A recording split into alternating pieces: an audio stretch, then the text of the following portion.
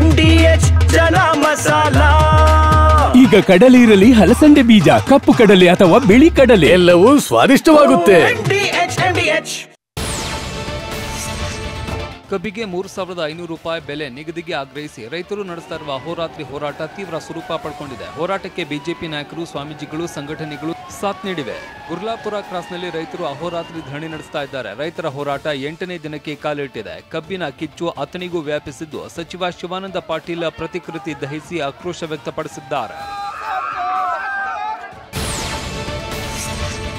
ಬೆಳಗಾವಿ ಜಿಲ್ಲೆಯ ಗುರ್ಲಾಪುರ ಕ್ರಾಸ್ನಲ್ಲಿ ರೈತರು 8ನೇ ದಿನವೂ ಹೋರಾಟ ನಡೆಸ್ತಾ ಇದ್ದಾರೆ. ನಿನ್ನೆ ಸರ್ಕಾರದ ಪ್ರತಿನಿಧಿಯಾಗಿ ಸಚಿವ HK ಪಾಟೀಲ್ ಸ್ಥಳಕ್ಕೆ ಆಗಮಿಸಿದ್ರು. ರೈತರ ಸಮಸ್ಯೆ ಕೇಳಿದ ಪಾಟೀಲ್ ಇವತ್ತು ಸಿಎಂ ಜೊತೆ ಸಭೆಗೆ ಆಹ್ವಾನಿಸಿದ್ರು. ಇದಕ್ಕೆ ಒಪ್ಪದ ರೈತರು ಮುಖ್ಯಮಂತ್ರಿಗಳೇ ಇಲ್ಲಿಗೆ ಬರಬೇಕು ಅಂತ ಪಟ್ಟು ಹಿಡಿದ್ರು. ನಮ್ಮ ಬೇಡಿಕೆ ಈಡೇರದಿದ್ರೆ ಹೆದ್ದಾರಿ ಬಂದ್ ಮಾಡ್ತೀವಿ ಅಂತ ರೈತರು ಎಚ್ಚರಿಕೆ ಕೊಟ್ಟಿದ್ದಾರೆ.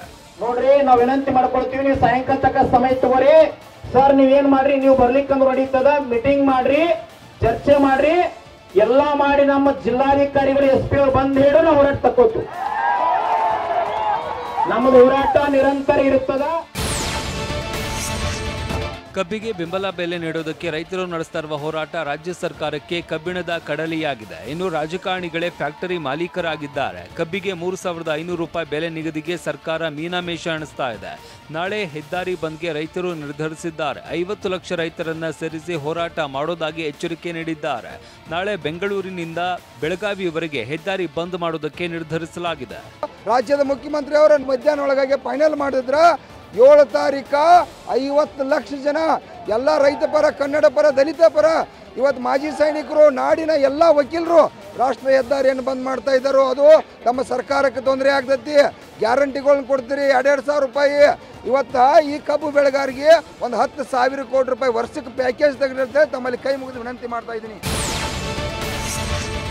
ರೈತರ ಅಹೋರಾತ್ರಿ ಹೋರಾಟಕ್ಕೆ ವಿವಿಧ ಮಠಾಧೀಶರು ಸಾಥ್ ನೀಡಿದ್ದಾರೆ. ಮಠದಲ್ಲಿ ಇರುವ ಬದಲು ರೈತರ ಜೊತೆ ಕೂರುತ್ತೇವೆ ಅಂತ ಸ್ವಾಮೀಜಿಗಳು ಹೇಳಿದ್ದಾಗಿ ರೈತ ಮುಖಂಡ ಶಶಿಕಾಂತ ಪಡಸಲಗಿ ಹೇಳಿದ್ದಾರೆ. ಸಿಎಂ ಭೇಟಿಗೆ ಬರುವಂತೆ ಸಚಿವರು ನೀಡಿದ ಆಹ್ವಾನ ಒಪ್ಪಲಿಲ್ಲ.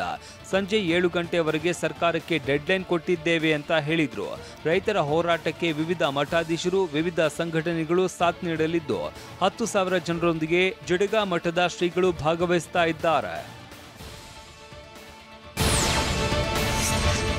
ಗುರ್ಲಾಪುರದಲ್ಲಿ ಹೋರಾಟಕ್ಕೆ ಸ್ವಾಮೀಜಿಗಳು, ವೈದ್ಯರು ಸಾಥ್ ಕೊಟ್ಟಿದ್ದಾರೆ. ಬಾಗಲಕೋಟೆ, ಧಾರವಾಡ, ಹಾವೇರಿ ಸೇರಿದಂತೆ ಬೇರೆ ಬೇರೆ ಜಿಲ್ಲೆಗಳಿಂದ ರೈತರು ಆಗಮಿಸಿ ಅರೆಬೆತ್ತಲಾಗಿ ಪ್ರತಿಭಟಿಸಿದ್ರು.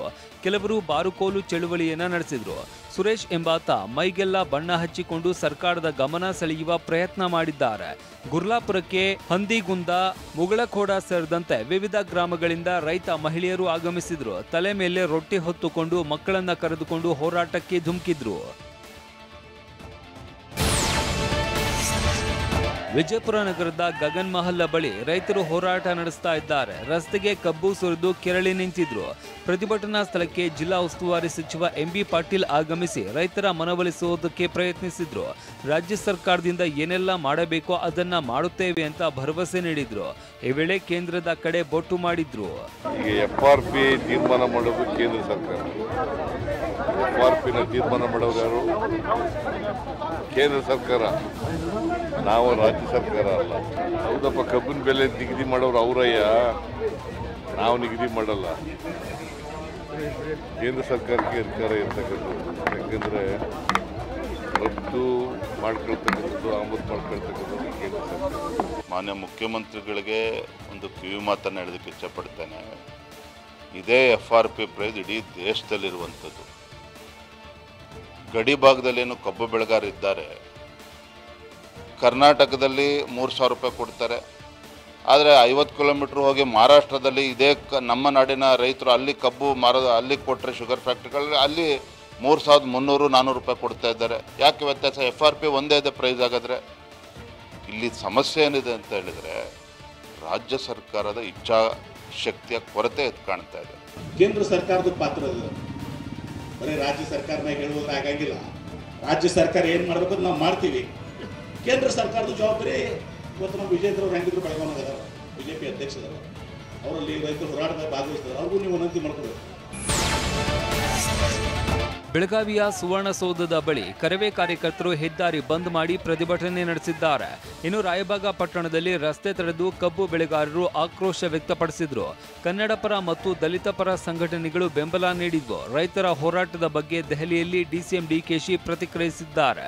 ಕಬ್ಬು ಬೆಳೆಗಾರರ ಹೋರಾಟದ ಬಗ್ಗೆ ಆ ಭಾಗದ ಸಚಿವರು ಗಮನಿಸುತ್ತಾರೆ ಅಂತ ಹೇಳಿದ್ರು.